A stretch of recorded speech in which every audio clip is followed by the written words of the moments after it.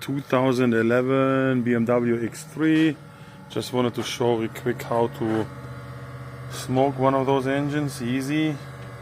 I like to use those plugs. They're very good because you can plug them